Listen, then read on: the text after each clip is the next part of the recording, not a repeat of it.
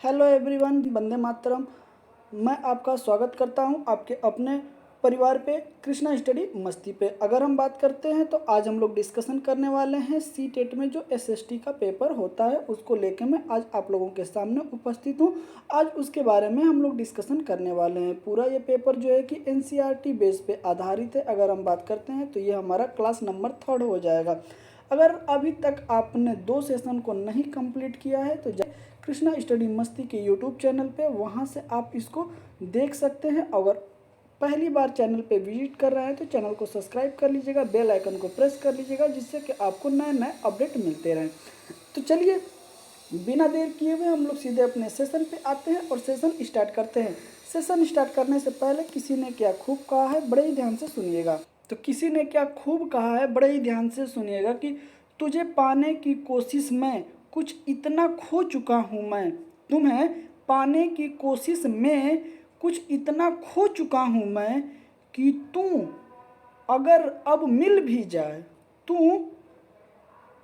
मिल भी अगर जाए तो अब तुझसे मिलने का गम ना होगा, अब तुझसे मिलने का गम ना होगा। ओके, तो चलिए इसी के साथ हम अपने सेशन पे आते हैं और सेशन को स्टार्ट करते हैं। और ये रहा आज का हम लोगों का पहला क्वेश्चन। चलिए क्वेश्चन को आप बड़े ही ध्यान से देखिएगा, इसमें क्या बोला गया है। ओके, क्वेश्चन नंबर 21, क्योंकि हम लोगों ने 20 क्वेश्चन कंप्लीट कर लिए थे। बड़े ही ध्यान से देखिएगा। Consider the following statement about wind and choose the correct option. Okay, correct option हम लोगों को इसमें देखना है। और किसके बारे में? तो विंड के बारे में, मतलब हवा के बारे में बोला गया है कि पवनों के बारे में दिए गए कथन को पढ़िए, सही कथन का चयन करिए। तो आइए हम लोग पवनों के बारे में पढ़ते हैं और उनके बारे में एक एक क्वेश्चन को देखते हैं। ओके, थोड़ा सा मैं ऊपर करता हूं जिससे कि आपको चीज़ें स्पष्ट दिखाई दे। ऑप्शन नंबर ए कह रहा है कि मानसूनी पवनें मौसमी पवनों का उदाहरण है। बी कह रहा है कि मौसमी पवनें वर्ष भर लगातार निश्चित दिशा में चलती रहती हैं। चलिए अगर हम बात करते हैं तो सी कह रहा है कि समुद्र व स्थल समीर अस्थाई पवनों के उदाहरण हैं। आई अब हमें देखना है कि इसमें सही क्या है। अब केवल वन, मतलब केवल ए सही है। बी कह रहा है कि ए और बी दोनों सही है। सी कह रहा है कि केवल बी और सी सही है। और डी कह रहा है कि केवल ए और सी सही है। अगर हम बात करते हैं तो इसका इज द राइट ऑप्शन ए हो जाएगा, केवल ए ही सही है। ओके, क्या है? केवल ए ही सही है। आइए इस तरीके से भी आप देखते हुए चलिएगा। आइए देखते हैं क्या बोला गया है कि पवनें 3 प्रकार की होती है। प्रचलित पवनें, मौसमी पवनें, स्थानीय पवनें। मौसमी पवन वह पवन है जिसकी प्रभावित होने की दशाएं समय एवं मौसम के अनुसार क्या होती है? परिवर्तित हो जाती हैं। स्थल, समुद्री व मानसूनी पवनें जो होती है वो पवनों के उदाहरण हैं। तो इस तरीके से भी आप एक एक क्वेश्चन को देखते हुए चलिएगा। बड़े ही आप ध्यान से देखिएगा। इसमें बोला गया है क्वेश्चन नंबर 22 को, इसमें बड़े ही ध्यान से आप पढ़िएगा कि संघनन के संदर्भ में निम्न कथनों को पढ़िए और इसका हमें क्या करना है? जवाब देना है। तो आइए स्टेटमेंट को हम लोग पढ़ते हैं एक एक। ए कह रहा है कि जलवाष्प संघनित होकर ठंडा होकर जल की बूंद बनते हैं।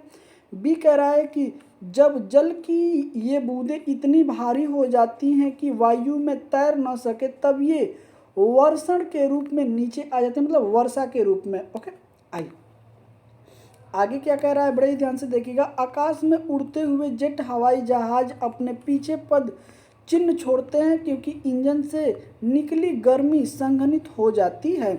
तो इसमें दिया है कि सही विकल्प का चुनाव करना है। तो आइए हम लोग चुनाव करते हैं कि क्या सही है और क्या गलत है। बड़े ही ध्यान से देखिएगा। ऑप्शन नंबर ए कह रहा है कि ए और बी सही है। बी कह रहा है कि बी और सी सही है। सी कह रहा है कि ए और सी सही है। और डी कह रहा है कि सभी सही है, मतलब ए, बी और सी तीनों सही हैं। अगर हम बात करते हैं तो इसका इज द राइट ऑप्शन हमारा डी हो जाएगा। इसमें तीनों के तीनों हमारे स्टेटमेंट क्या हैं? तो तीनों के तीनों स्टेटमेंट बिल्कुल ही सही है। ऑप्शन नंबर डी हो जाएगा। आई देखिएगा, घटना क्या है कि गैस से द्रव बनने की परिघटना को संघनन कहते हैं। संघनन तब होता है जब ओसांक हिमांक बिंदु से कम या ज़्यादा रहता है। जलवाष्प संघनित होकर ठंडा होकर जल की बूंदें बनाते हैं। यह प्रक्रिया वाष्पन के विपरीत है। जल प्राय चक्र के संदर्भ में ही इसका प्रयोग होता है। वर्षा भी एक प्रकार का संघनन ही है। आकाश में उड़ता हुआ जेट हवाई जहाज अपने पीछे पश्चिम छोड़ते हैं, क्योंकि इंजन से निकली गर्मी संघनित होकर क्या करती है, तो संघनित हो जाती है। इसीलिए संघनन के और संदर्भ में ऑप्शन तीनों के तीनों ए, बी और सी राइट है। ओके, आइए आगे चलते हैं। बड़े ध्यान से देखिएगा, क्योंकि जितने भी आपको ये क्वेश्चन कराए जा रहे हैं ये सारे के सारे एग्जाम में आए हुए क्वेश्चन हैं। जो पेपर दिए होंगे उनसे आप अगर पूछेंगे तो वो लोग बताएंगे कि ये सारे क्वेश्चन पूछे गए थे। ओके, 23 क्वेश्चन को आप बड़े ही ध्यान से देखिएगा कि तिब्बती एंटीलोप क्या है। तिब्बती एंटीलोप का शिकार उनके ऊन सहतूत के लिए किया जाता है, क्योंकि हमें बताना है किस लिए। ओके, स्टेटमेंट है हमारा, बड़े ही ध्यान से देखिएगा। ये कह रहा है कि वह वजन में हल्का होता है। ओके, बी कह रहा है कि यह अत्यधिक गर्म होता है। सी कह रहा है कि यह बहुत जानवर अधिक संख्या में पाए जाते हैं। आइए आगे चलते हैं और देखते हैं। अब हमें बताना है कि सही विकल्प। ऑप्शन नंबर ए कह रहा है कि ए बी सही है, बी कह रहा है कि ए सी सही है, सी कह रहा है कि बी सी सही है और डी कह रहा है कि ए बी और सी तीनों के तीनों क्या हैं, सही हैं। ओके, तो इसका इज द राइट ऑप्शन क्या हो जाएगा, इसका इज द राइट ऑप्शन हमारा ए हो जाएगा। क्या हो जाएगा, ए हो जाएगा। ए और बी ही क्या है, बिल्कुल सही हैं। ओके, आइए देखिएगा बड़े ही ध्यान से कि तिब्बती एंटीलोप का शिकार उनके ऊन सहतूत के लिए किया जाता है, क्योंकि यह वजन में बहुत हल्का होता है तथा यह अत्यधिक गर्म भी होता है। यह पूर्वोत्तर तिब्बती पठार में पाए जाते हैं। उनका शिकार उनके बेहद गर्म, नरम तथा हल्के अंडफर के लिए किया जाता है। आमतौर पर यह मृत्यु के बाद प्राप्त होता है। सहतूत शॉल पारंपरिक रूप से भारत में सर्दियों के तोहफे के रूप में दिए जाते हैं तथा एक साल बनाने के लिए 3 से 5 तिब्बती एंटीलोप का अंडफर प्रयोग किया जाता है। ओके, तो इस तरीके से भी आप क्वेश्चन को देखते हुए चलिएगा। क्वेश्चन बड़े उम्दे लिए गए हैं जो कि आपके सामने देखने को मिल रहा होगा। 24 नंबर क्वेश्चन को आप बड़े ही ध्यान से देखिएगा कि इसमें क्या बोला गया है। ओके, इसमें बोला गया है कि consider the following statement A and B. तो हमें बी ए दिया है स्टेटमेंट और बी दिया है, दोनों को देख के हमें क्या करना है, आंसर बताना है। Consider the following statement A and B. तो आइए हम लोग देखते हैं ए और बी को कि क्या बोला गया है। ए में बोला गया है कि नवीकरणीय संसाधन असीमित होते हैं और इन पर मानवीय क्रियाओं का प्रभाव नहीं होता है। बी कह रहा है कि अनवीकरणीय संसाधन की तुलना में नवीकरणीय संसाधन जल्दी पुनः पूरित हो जाते हैं। ओके, हमें इसमें सही विकल्प का चयन करना है। आइए देखते हैं सही विकल्प क्या क्या है इसमें। अगर हम बात करते हैं तो ए कह रहा है कि ए और बी दोनों सही हैं, बी कह रहा है कि ए और बी दोनों गलत है, सी कह रहा है कि ए सही है लेकिन आर गलत, बी गलत है और डी कह रहा है कि ए गलत है लेकिन आर क्या है, सही है। अगर हम बात करते हैं तो इस लहजे से हमारा is the right option B correct हो जाएगा। बी क्या हो जाएगा, करेक्ट, सॉरी डी ऑप्शन क्या हो जाएगा, करेक्ट ऑप्शन हो जाएगा। आइए चलते हैं अगले पेज पे। बड़े ही ध्यान से देखिएगा कि नवीकरणीय संसाधन में संसाधन हैं जिन्हें एक बार उपयोग करने के बाद पुनः स्थापित किया जा सकता है तथा पुनः उपयोग में लाया जा सकता है। उन्हें नव्य संसाधन भी कहा जाता है, जैसे सौर ऊर्जा, पवन ऊर्जा, तापीय ऊर्जा नवीकरणीय संसाधन के उदाहरण है। और नवीकरणीय संसाधन में वे संसाधन हैं जिनके भंडार प्राकृतिक पर्यावरण द्वारा पुनः स्थापित नहीं होता है, जैसे कोयला हो गया, पेट्रोल हो गया और प्राकृतिक गैस और नवीकरणीय संसाधन के उदाहरण है। इसीलिए ये जो है कि गलत है और बी क्या था, सही था। ओके, आइए अगले क्वेश्चन को आप बड़े ही ध्यान से देखिएगा कि इसमें क्या बोला गया है। क्वेश्चन थोड़ा सा लंबा है क्योंकि बाइलिंगुअल क्वेश्चन दिया गया है, तो इस वजह से जो है कि क्वेश्चन आपको देखने में ज़्यादा लंबे हो सकते हैं। बोला गया है कि सैलों से खनिज को बाहर निकालने की प्रक्रिया का क्रम क्या होगा अगर आप पृथ्वी की सतह से उनकी आंतरिक तह तक जाते, तो हमें वो बताना है कि उनका क्रम क्या होगा। आइए क्रम देखते हैं बड़े ही ध्यान से और एक एक क्रम के बारे में हम देखेंगे और जानेंगे। ये कह रहा है हम लोगों का कि विस्तृत विवर्पित खनन, बी कह रहा है कि कुपकी खनन, सी कह रहा है कि आखनन, और सही विकल्प हमें इसमें बताने हैं। ऑप्शन नंबर ए कह रहा है कि CAB होगा सीरियल नंबर से, और बी कह रहा है कि ACB होगा, सी कह रहा है कि ABC होगा, और डी कह रहा है कि BAC होगा। अगर हम बात करते हैं तो सीरियल नंबर से पहले नंबर पे क्या आ जाएगा, तो पहले नंबर पे हमारा आ जाएगा C, फिर आएगा A, फिर आएगा B, तो इस लिहाजे से हमारा करेक्ट ऑप्शन क्या हो जाएगा, करेक्ट ऑप्शन ए हमारा करेक्ट ऑप्शन हो जाएगा। आइए चलते हैं डिस्क्रिप्शन की तरफ। चलिए बड़े ध्यान से देखिएगा कि आखनन, विवर्तित खनन, तूफानी खनन यह शैल के खनिजों को बाहर निकालने की प्रक्रिया का क्रम है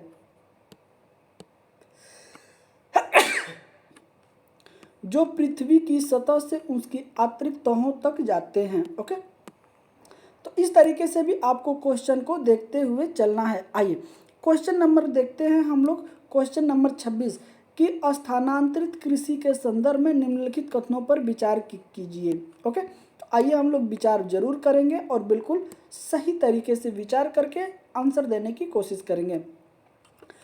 ऑप्शन नंबर स्टेटमेंट ए कह रहा है कि there are areas of heavy rainfall. Okay, ये भारी वर्षा वाले क्षेत्र हैं, यह तीव्र पुनर्जनन वाले क्षेत्र में प्रचलित होते हैं। आई और सी कह रहा है कि इसे कर्तन तथा दहन कृषि के नाम से भी जाना जाता है, और दिया है कि the correct statement are. Okay, तो आइए हमें बताना है कि कौन सा स्टेटमेंट बिल्कुल सही है। अगर हम बात करते हैं तो क्या ए और बी सही है, बी और सी सही है, ए और सी सही है, या फिर ए बी तथा सी सभी सही हैं। अगर हम बात करते हैं ऑप्शन नंबर, तो इसमें हम लोगों का राइट ऑप्शन हो जाएगा ऑप्शन नंबर सी, डी। तीनों के तीनों स्टेटमेंट क्या है, तीनों के तीनों स्टेटमेंट बिल्कुल ही सही है। ओके, बड़े ही ध्यान से देखिएगा। स्थानांतरित कृषि के संदर्भ में निम्न कथन सही हैं। ये भारी वर्षा वाले क्षेत्र होते हैं, यह तीव्र पुनर्जनन क्षमता वाले क्षेत्र प्रचलित होते हैं, यह कृषि प्रणाली को कर्तन तथा एवं दहन कृषि के नाम से भी जाना जाता है, यह कृषि अमेजन बेसिन के संघनन क्षेत्र, ओके, उष्ण कटिबंधीय अफ्रीका, दक्षिण पूर्व एशिया और पूर्वोत्तर भारत में यह क्या है, कृषि प्रचलित है। ओके, तो इस तरीके से भी आपसे क्वेश्चन पूछे जा सकते हैं। क्वेश्चन नंबर 27 देखिएगा, बड़ा ही उम्दा क्वेश्चन आपके सामने है। ये बोला गया है कि अगर आप कक्षा में प्रेयरी और वेल्स पर चर्चाएं कर रहे हैं तो आप विश्व मानचित्र पर किस क्षेत्र को अंकित करेंगे, किसके लिए, तो हमें प्रेयरी के लिए और वेल्स के लिए। ओके, तो आइए हम लोग देखते हैं कि यह किस किस क्षेत्र में पाई जाती है। अगर हम बात करते हैं ऑप्शन नंबर ए कह रहा है कि संयुक्त राज्य अमेरिका और दक्षिण अमेरिका, बी कह रहा है कि दक्षिण अमेरिका और कनाडा, सी कह रहा है कि अमेजन बेसिन दक्षिण अफ्रीका, ओके, और डी हम लोगों का कह रहा है कनाडा और दक्षिण अफ्रीका क्रमशः। अगर हम बात करते हैं तो इसमें हम लोगों का राइट ऑप्शन क्या हो जाएगा, तो हमारा इज द राइट ऑप्शन इसमें हो जाएगा बी। क्या हो जाएगा, बी हो जाएगा। बड़े ही सॉरी माफ करिएगा, इसमें बी हमारा करेक्ट ऑप्शन हो जाएगा दक्षिण अमेरिका और कनाडा।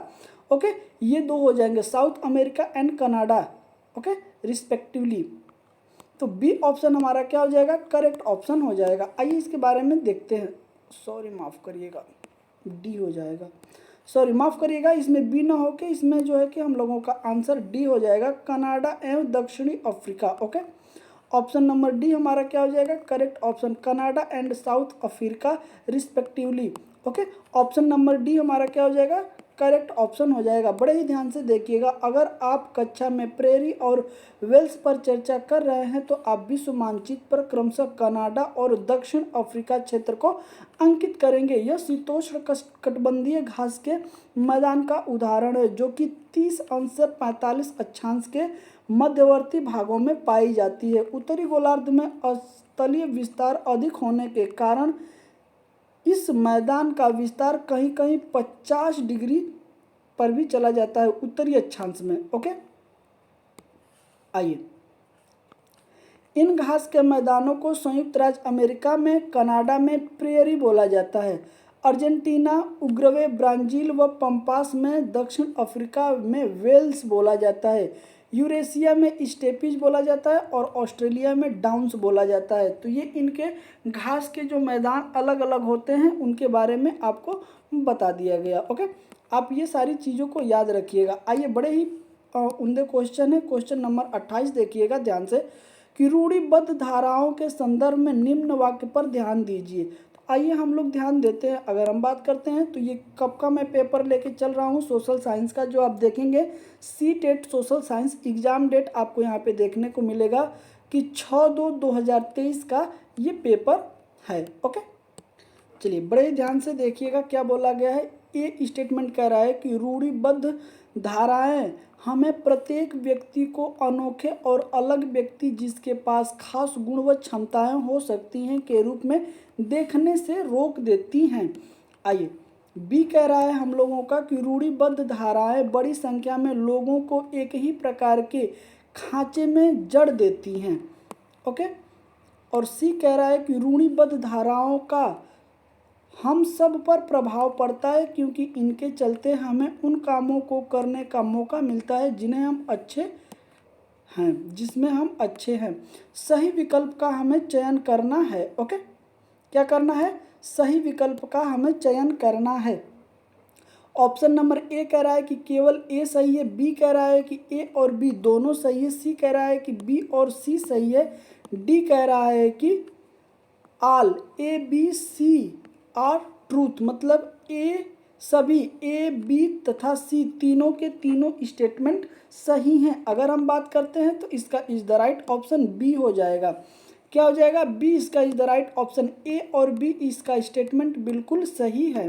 ओके, आइए बड़े ही आप ध्यान से देखिएगा। यहाँ पे क्या बोला गया है कि रूढ़िवादी एक प्रकार की विचारधारा है जो किसी चीज के बारे में पुराने समय से चली आ रही है, तथ्य एवं सिद्धांत पर विश्वास करती है एवं उसी को स्वीकार करती है। रूढ़िवादी परिवर्तन को अस्वीकार करता है, पहले अपने बनी परंपरा पर ही विश्वास करता है। यह बड़ी संख्या में लोगों को एक ही प्रकार के खांचे में जड़ देती है। साथ ही रूढ़िवादी धाराएं हमें प्रत्येक व्यक्ति को अनोखे और अलग व्यक्ति जिसके पास कुछ खास गुण व क्षमता हो सकता है के रूप में देखने से रोकती है। अतः रूढ़िवादी धाराओं के संदर्भ में ए और बी स्टेटमेंट क्या है? हमारा सही था। ओके, आइए हम लोग एक एक करके धीरे धीरे क्वेश्चन के पास जा रहे हैं। क्वेश्चन नंबर 29 को आप बड़े ही ध्यान से देखिएगा कि इसमें बोला गया है निम्नलिखित क्षेत्रों में से उन क्षेत्रों की पहचान कीजिए जहां अतीत में आए अरबी एवं चीन व्यापारियों के उल्लेख सांस्कृतिक प्रभाव हैं। ओके, तो ऑप्शन नंबर ए कह रहा है कि पंजाब और तमिलनाडु, बी कह रहा है कि केरल और लद्दाख, सी कह रहा है असम और हरियाणा, डी कह रहा है गुजरात और तेलंगाना। अगर हम बात करते हैं तो इसका is the right option B हो जाएगा। क्या हो जाएगा? बी इसका करेक्ट ऑप्शन हो जाएगा, केरला और लद्दाख। ओके, आइए बड़े ही ध्यान से देखिएगा इनके बारे में क्या बोला गया है कि केरल और लद्दाख यह दो प्रमुख क्षेत्र हैं जहां अतीत में अरबी और चीन के व्यापारियों के उल्लेख सांस्कृतिक प्रभाव हैं। लद्दाख जम्मू और कश्मीर के पूर्व में पहाड़ियों में बसा एक रेगिस्तानी इलाका। लद्दाख के रास्ते ही बौद्ध धर्म तिब्बत पहुंचा। लद्दाख को छोटा तिब्बत भी कहा जाता है। केरल भारत के दक्षिण पश्चिम कोने में बसा हुआ है। सबसे पहले अरबी एवं अयहूदी व्यापारी केरल में ही आए थे। ओके, आगे देखिएगा, चीन के व्यापारी भी केरल आए। यहाँ तक मछली पकड़ने के लिए जो जाल इस्तेमाल किया जाता था वे चीनी जालों के हूबहू मिलते थे और उन्हें चीनी वाला भी कहा जाता था। ओके, आइए चलते हैं अगले पेज पे। चलिए, इस सेशन का ये हम लोगों का लास्ट क्वेश्चन हो जाएगा। बड़े ही ध्यान से देखिएगा कि इसमें क्या बोला गया है।